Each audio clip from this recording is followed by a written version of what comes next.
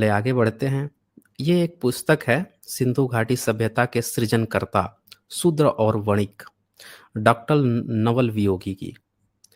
तो इन्होंने बहुत सारे जो मिथ हैं ब्रह्मनिकल सिस्टम की, आर्य आए, ये गए, वो गए, उन सारी चीज़ों को किया है। लेकिन इन्होंने इन सब के बावजूद भी एक बड़ा खूबसूरत टॉपिक जो उठाया है इसमें कि ब्राह्मण ग्रंथों में शूद्र की उत्पत्ति के बारे में क्या दिया गया है।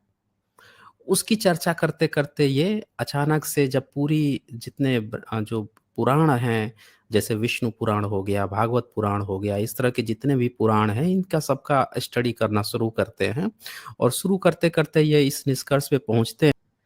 तो ये मैप आपने देख लिया हो तो आगे चले फिर से क्लियर करते हैं, फिर ज़रूरत पड़ेगी तो फिर मैप पर ले आऊँगा मैं आप लोगों को। यही पूरा आप लोगों को क्लियर कर दूँगा आज मैं। हुँ। अब ये देखिए जम्बूद्वीप के 9 वर्ष इसके हिस्से हैं। तो देखिए यहाँ पे लिखा है ना 9 वर्ष, 9 बेटा थे 9 भाग में बाँट दिया। तो 9 वर्ष, वर्ष मतलब यहाँ ज़मीन की बात हो रही है, ईयर नहीं। आज से कुछ समय पहले तक वर्ष को जो है ये लोग साल नहीं समझते थे। इन लोगों का समय टाइम पीरियड से थोड़े मतलब था। उसको तो खिलौना बना लिए थे। युग की बात करते थे, त्रेता युग, सतयुग, द्वापर युग। साल-वाल क्या होता है इनके लिए? वर्ष का तो मतलब ये ज़मीन समझते थे, लैंड समझते थे। भारत का भी नाम पीछे जोड़ देते हैं भारतवर्ष, ठीक है ना? भारतवर्ष है।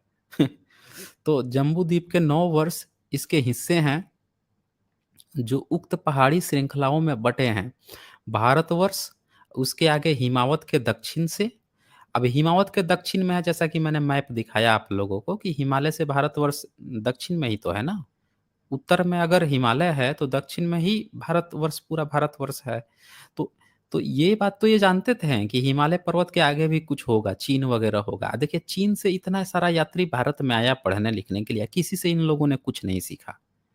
इससे आप समझ जाइए कि इनका कुछ वास्ता ही नहीं था पूरी दुनिया से। बौद्ध ही आते-जाते थे, ये तो कुंभमंडूक थे। वो तो बौद्धों का जब खात्मा करवा दिया या जैसे भी कर लिए, करवा दिए, उसके बाद से जब इन्होंने अपनी गपोड़ तंत्र लिखनी शुरू की तो ये गप्पे हाँके जा रहे हैं। और देखिए, फिर आगे लिखते हैं कि सबसे दक्षिण में है, उसके बाद से किमपुरुष, हरिवर्ष, इलावृत, रम्यक, हिरण्य, उत्तर कुरु, भद्रासव, केतुमाल, भारत के उत्तर में अन्य 8 वर्ष स्थित है। सब के सब भारतवर्ष के उत्तर में है ये, ठीक है ना? किम पुरुष आदि 8 वर्षों के भारत को छोड़कर निवासी बिना श्रम के आनंद उठाते हैं। ये सारे बुद्धिस्ट इलाके हैं ना, क्योंकि भारतवर्ष तो अभी हिमालय के दक्षिण में हो गया और उसके सारे उत्तर में है ये जितने भी बाकी के 8 वर्ष हैं। तो लिखा है कि भारतवर्ष के उत्तर में है। तो भारतवर्ष के उत्तर में हिमालय है या हिमालय के आगे तो सारे के सारे बुद्धिस्ट जगत है। चाहे चाइना हो, चाहे उधर नॉर्थ ईस्ट वाले सारे वो वाले हों, वो तो सारे बुद्धिस्ट थे, उधर मंगोलिया भी बुद्धिस्ट था। तो उसके बारे में क्या लिख रहे हैं ये देखिए कि भारतवर्ष को छोड़कर निवासी बिना श्रम के आनंद उठाते हैं। यहाँ न कोई दुर्भाग्य है, न जीर्ण, न मौत, न भय, न धर्म अधर्म में अंतर, न कोई शाब्दिक असमानता है। चारों युगों के चक्र में कोई परिवर्तन नहीं होता, इंद्र वर्षा नहीं करता, यहाँ अनगिनत झरने व स्रोत हैं। तो सुन लिया आपने, ये खुद बेचारे लिख रहे हैं कि इनके भारतवर्ष के बाहर उससे उत्तर में जो चीज़ें हैं, वहाँ पे कोई असमानता नहीं है, कोई भेदभाव नहीं है, वहाँ ज़्यादा परिश्रम की भी ज़रूरत नहीं पड़ती है, वहाँ पे दुर्भाग्य भी नहीं है, कोई जीर्ण बीमार वगैरह भी नहीं है, वहाँ मौत का भी डर नहीं है, भय वगैरह भी नहीं है। धर्म-अधर्म का भी नहीं है, सब लोग मौज में हैं वहाँ पे। ये खुद लिख रहे हैं। सुनिए इनकी कहानी ज़रा। और देखिए, उत्तर कुरु में संभवतः वास्तविक आदमी रहते होंगे, जिनका वर्णन ऐत्रेय ब्राह्मण में 8वें मंडल के 14 सूक्त के 4th पर आया है। ठीक है, अब जो भी इन लोगों ने लिखा है, गपोड़ मारा है। भले ही लिखे मुगलों के समय में या अंग्रेज़ों के समय में, लेकिन गपोड़ मारा है। और सुनिए, महाभारत में लिखा है कि नीलगिरी के उत्तर में सुदर्शन नामक एक विशाल जामुन का वृक्ष है। और सुनिए कहानी इनकी। सुदर्शन को इन लोगों ने ऐसा दिखाया है कि जैसे चक्र का नाम सुदर्शन था। महाभारत जब आप पढ़ेंगे तो आपको सुदर्शन नाम जो है चक्र को छोड़कर सबका नाम मिल जाएगा। जामुन का नाम भी सुदर्शन मिल जाएगा। सुनिए यहाँ पे कहानी एक और आ गई। इसी के नाम पर द्वीप का नाम जम्बूद्वीप विख्यात है। मतलब नीलगिरी के उत्तर में एक बहुत ऊँचा चौड़ा एक विशाल जामुन का पेड़ है, उसी के नाम पे जम्बू द्वीप। तो द्वीप थोड़े होगा, द्वीप होगा ना, जम्बू द्वीप होगा। जम्बू मतलब अगर जामुन है, तो जम्बूद्वीप से विख्यात हुआ। इसकी ऊँचाई 11,000 योजन है। एक और गप सुन लीजिए, वो जो पेड़ है ना, जिस पेड़ के नाम पर जम्बूद्वीप पड़ा है, लिख रहे हैं मुस्लिम शासनकाल में, गप हाँक रहे हैं पुराना का, जिसके पहले ही दावा करते हैं कि हम लोग हिंदुस्तान, हिंदुस्तान कहना शुरू कर दिए थे। जम्बूद्वीप कह रहे हैं 11,000 योजन, 11,000 योजन यानी किलोमीटर में नापिएगा तो 11 में 12 से मल्टीप्लाई कर दीजिए, ठीक है ना? इसमें 12 से मल्टीप्लाई कर दीजिए, कितना हो जाएगा? 120 वैसे ही हो जाएगा और इसमें और जुट जाएगा 12 और जुट जाएगा, ठीक है ना? तकरीबन 132 हो जाना चाहिए। तो अब एक 132 किलोमीटर जो है, ये क्या हो जाएगा? हाँ, इतना किलोमीटर बताइए पेड़ की ऊँचाई होती है। हुँ? इतना ऊँचाई इन लोगों ने लिख रखा है। फलों की लंबाई 2,500 अरिरत्न, पहुँची से लेकर कनिष्ठा तक की लंबाई, ठीक है? मतलब पूरा लंबाई की बात हो रहा है। फल की लंबाई सुन रहे हैं, 2,500 अरिरत्न। जब जब फल धरती पर गिरते हैं तो धमाके की आवाज़ आती है। सुन लीजिए इनकी कहानी। ये पूरा आपको बता रहे हैं अपने पुराणों में, अपने महाभारत में कि दुनिया कैसे बनी है, इनका ब्रह्मलोक कैसे बना है, नदियाँ कैसे बनी हैं। कहानी सुनिए इनकी ज़रा। तो जब वो फल गिरता है, इतना ऊँचा पेड़ है, जब उस पर से फल गिरता है तो धमाके की आवाज़ आती है तथा उनसे फटकर रस बहने लगता है, वह रस नदी के रूप में बहने लगता है, जो मेरुगिरी की प्रदक्षिणा करता हुआ उत्तर कुरुवर्ष में पहुँच जाता है। सुन लिया आपने इनकी कहानी पूरी? पेड़ है, बहुत ऊँचा है, उस पर फल जो पकता है, वो गिरता है, तो गिरने से धमाके की तरह आवाज़ आती है। फूटता है तो उसमें से नदी बह निकलती है। मतलब ये वो वैज्ञानिक लोग हैं जो एक व्यक्ति को कैलाश पर्वत पर बैठा रखे हैं। अब बताते हैं कि उनके जटा से पानी निकलता है। इनकी वैज्ञानिकता देखिए, इतना ही लोग ज्ञानी हैं कि एक जगह लिखते हैं कि जटा में से पानी निकलती है। बंदा को बैठाते हैं कैलाश में, नदी निकलवाते हैं गंगा, गंगा का कैलाश से कुछ नाता नहीं है, तो हिमालय पर बैठाए होते। इतना तो अकल इस्तेमाल कर लेते हैं। दूसरा अकल क्या इस्तेमाल कर लिए हैं भाई साहब लोग, कि यहाँ पे बता रहे हैं कि ऊपर से फल गिर रहा है, जामुन के पेड़ से जामुन जामुन गिर रहा है, जामुन फट रहा है तो उसमें से पानी निकल रहा है, नदी बह रही है। बताइए कि जामुन कौन-सा ऐसा जामुन होगा जिसमें से पानी थोड़ा-सा 1 गिलास पानी ना निकले? पूरा नदी के नदी बहला दे रहा है। तो ऐसे-ऐसे जो लोग हैं, इससे आप समझ सकते हैं कि किस तरह से इन लोगों ने बेवकूफ़ियत बनाई है और भारत की पब्लिक जो है, वो समझ नहीं पाती है इनके और झूठ-मूठ का फँसी हुई है। सोचती है कि हाँ, ना, ना, ना, ना, ये कुछ कुछ तो सही लिखा होगा। अरे! खाक सही लिखा होगा। ये अगर ऋषि-मुनि ऐसी-ऐसी बातें लिखे हैं, तो ये ऋषि-मुनि चतुर हैं, चालाक हैं कि बेवकूफ़ हैं? सोचिए। और देखिए आगे आगे कहानी सुनिए इनकी।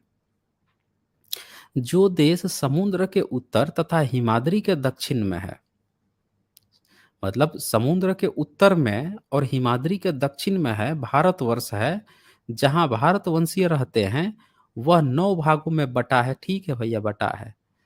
इंद्रदीप केशरुमत ताम्रवर्ण गर्भात मात नागदीप सौम्य गंधर्व वरुण तथा वह 9वां द्वीप जिसका नाम नहीं दिया हुआ है, समुद्र से घिरा हुआ बतलाया गया है तथा उत्तर से दक्षिण तक 1100 योजन लंबा है। ये भी झूठी बात है। इसके पूर्व में किरात है, पश्चिम में यवन तथा मध्य में ब्राह्मण और दक्षिण मध्य में ब्राह्मण क्षत्रिय वैश्य शूद्र जो अपना अपना काम करते हैं। पूर्व में किरात है, किरात जाति को ये लोग एससी एसटी मानते हैं। देखिए लिख रहे हैं कि पूरब में किरात लोग रहते हैं, अब पश्चिम में यवन रहते हैं, अब बीच में जो है ब्राह्मण क्षत्रिय वैश्य शूद्र रहते हैं। ये निवास स्थान बता रहे हैं ये। इनकी कपूर गाथा जो है आगे जरा और सुनिए। विष्णु पुराण में यहाँ के निवासियों जनजातियों की एक तालिका दी हुई है।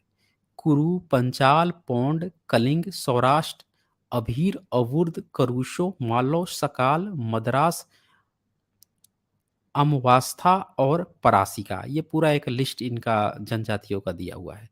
अब ज़रा सोचिए कि जो इतनी बड़ी-बड़ी गप हाँकते हैं, इसमें से कोई इतिहास खोज रहा हो, इसमें से खोज के जो भारत के इतिहास का हमारे पुराणों में भी इस चीज़ की चर्चा है, ऐसे करते हैं ना, उदाहरण देते हैं।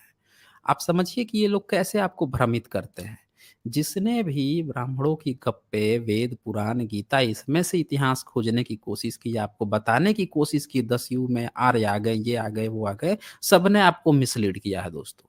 अरे ये गपोड़ी लोग हैं, इनको एबीसीडी तक नहीं आती, आप खाक इनका पढ़ के उसमें से इतिहास खोज रहे हैं कि कुछ तो सही लिख दिया होगा।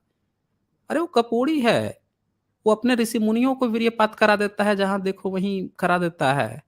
आप उसमें से इतिहास खोज रहे हैं कि उसने लिख दिया कि इंद्र ने उसको मार दिया तो उसमें ये हो गया, तो दशायुद्ध हो गया, तो उसमें आर्यों में, दस्यु में ये लिखा है। ऐसे-ऐसे भी लोग हैं भारत में। इंद्र लगते हैं ऋग्वेद में ये लिख दिया, उसमें इतिहास खोजने लगते हैं। अरे कपोड़े हैं सब, पकोड़े पापड़ छानते हैं इसमें। आप उसमें इतिहास खोज रहे हैं? तो इसीलिए इस चीज़ को थोड़ा समझना ज़रूरी है। चलें आगे बढ़ते हैं।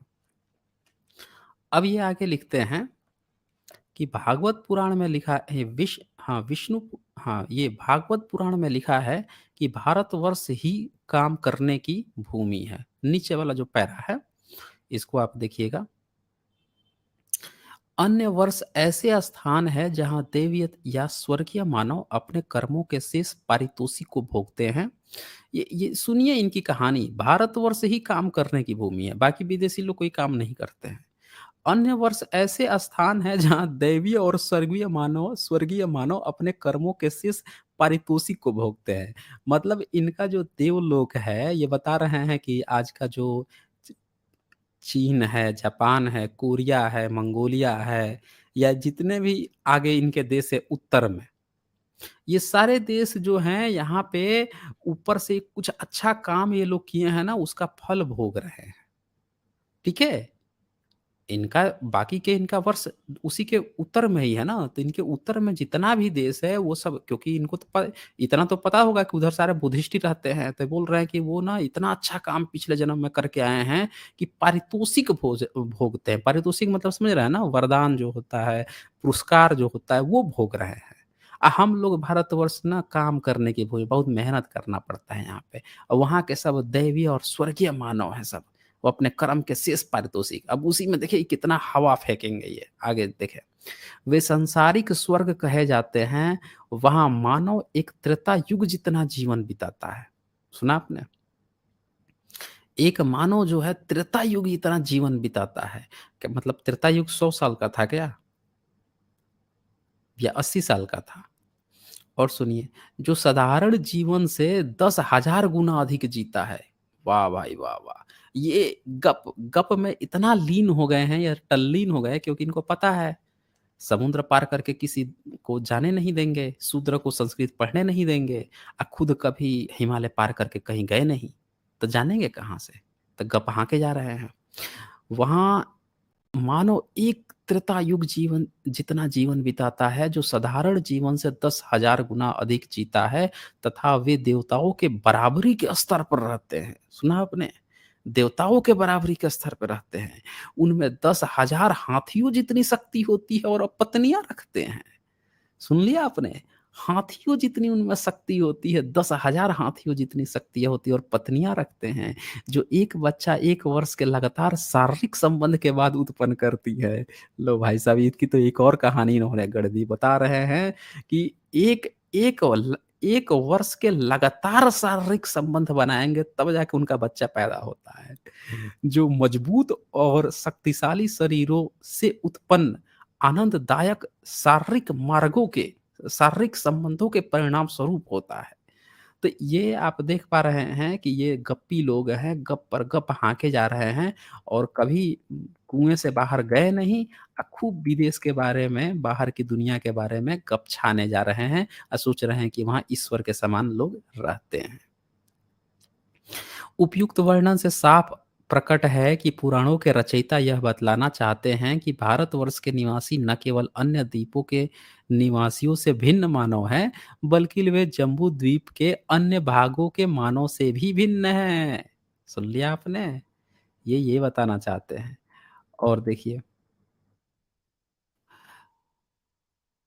मनुषा शब्द का प्रयोग भारतवर्ष के निवासियों के लिए हुआ है, ठीक है? इससे साफ प्रकट है कि इसके अतिरिक्त सब स्थानों के मानव विभिन्न जाति के होंगे। यद्यपि कुशद्वीप तथा पुष्कर द्वीप महाद्वीपों के लिए मनुजा, मानवा मानवा मनु के वंशज या आदमी प्रयुक्त हुआ है। जाति माला के एक अध्याय में जिसे कि कोले ब्रुक ने उल्लेख किया है में कहा है, विष्णु का गरुण शकद्वीप के द्विजनों के एक मुखिया को यहाँ ले आया था। देखें ये कितना कितना स्टाइल में मार के लिखा है इन लोगों ने। लिख रहे हैं विष्णु का गरुण शकद्वीप के द्विजनों के एक मुखिया को यहाँ ले आया था। अरे बेवकूफ, वो विष्णु का गरुड़ नहीं लेकर आया था, बल्कि गरुड़ उसका प्रतीक चिन्ह ही गरुड़ था, वो हेलोडोरियस था, वही आया था यहाँ पे। ठीक है ना? ये इतने बेवकूफ लोग हैं, इनको नहीं पता है कि गरुड़ जो है बौद्धों का प्रतीक चिन्ह है। थाईलैंड के जितने बौद्ध टेम्पल हैं, सब में गरुड़ पहले मिलेगा आपको। जितना बौद्ध टेम्पल बनाएँगे वो सबके पहले गरुड़ लगा होगा। नहीं विश्वास होता है तो भारत में भी थाईलैंड के जितने जो टेम्पल हैं आप जाके देख लीजिए, बोध गया का जाके देख लीजिए। मंदिर बुद्ध होंगे, टेम्पल होगा, उनके आगे उससे पहले गरुड़ लगा मिलेगा। तो गरुड़ जो है बौद्धों का प्रतीक चिन्ह होता है। अशक वगैरह भी इस्तेमाल करते थे और बाहर से हेलोडोरियस वगैरह आए थे, वो भी गरुड़ का इस्तेमाल करते थे। तो ये लिख रहे हैं कि शक द्वीप के शक द्वीप कहाँ है? सबसे आखिरी द्वीप है। जहाँ पे दूध की नदियाँ बहने की ये बात कहे हैं कि जहाँ के लोग बड़ा सभ्य रहते हैं, अभी आगे बताएँगे ये। शकद्वीपों के द्विजनों के एक मुखिया को यहाँ ले आया था। इस प्रकार शकद्वीप के ब्राह्मण जम्बू द्वीप में पहचाने गए। लीजिए भाई साहब, इन्होंने बता दिया कि ब्राह्मण विदेशी है। यहाँ पे इन्होंने लिख दिया कि ब्राह्मण विदेशी है। कह रहे हैं कि वो जो शकद्वीप है, उस शकद्वीप के ब्राह्मण आए भारत में, गरुड़ लेकर आया और जम्बू द्वीप में पहचानेगा और वो जम्बू द्वीप में रह रहे हैं। अब मैं आपको मैप दिखाता हूँ कि इन्होंने कहाँ पे बताया है। ठीक है ना? इन्होंने कहाँ पे वो दिखाया है। हाँ, ये मैप जो है इनका शक जो है ना, शकद्वीप बताता हूँ इनका कहाँ पे है। ये सका महाद्वीप जो दूध का महासागर है, ये दूध का महासागर, मट्ठे का महासागर, इसके बीच में ये सका महाद्वीप है। अब इसके बीच में से जो है वहाँ से यहाँ पे आके बोल रहे हैं कि वहाँ से ब्राह्मण यहाँ पे आए हैं, ठीक है? और जम्बू द्वीप कहाँ पे है? तो राइट साइड का जो ये सबसे छोटा ये गोल जो दिख रहा है, ये द्वीप को गोल समझते थे। ये आपको कहानी बताएँगे कि नहीं-नहीं हमारे यहाँ ना पृथ्वी को गोल बताया गया है। ये झूठ बोलते हैं, धूर्त हैं ये सब। ये सारे द्वीप को गोल-गोल समझते थे। पृथ्वी को गोल नहीं, ये द्वीप को ही गोल-गोल समझते थे। देखिए ये यहाँ पे इसको द्वीप को ही गोल बनाए हैं। अब वो लिखे भी हैं, आगे मैं दिखाऊँगा मैं कि सारे द्वीप गोल-गोल होते हैं। ये बना रखे हैं। और ये सका महाद्वीप है। बोल रहा है कि गरुड़ जो है यहाँ से लेके इनको ब्राह्मण आया है, ब्राह्मण को अब ब्राह्मण यहाँ पे पहचानने गए जम्बू द्वीप में। इन्होंने खुद साबित कर दिया अपने पुराणों में कि ब्राह्मण विदेशी है। और लीजिए। अच्छा, अब फिर से आते हैं इनके उस पॉइंट पे। हुँ, हाँ, तो इसमें ये नीचे यहाँ पे लिखते हैं कि इस श्लोक के अनुसार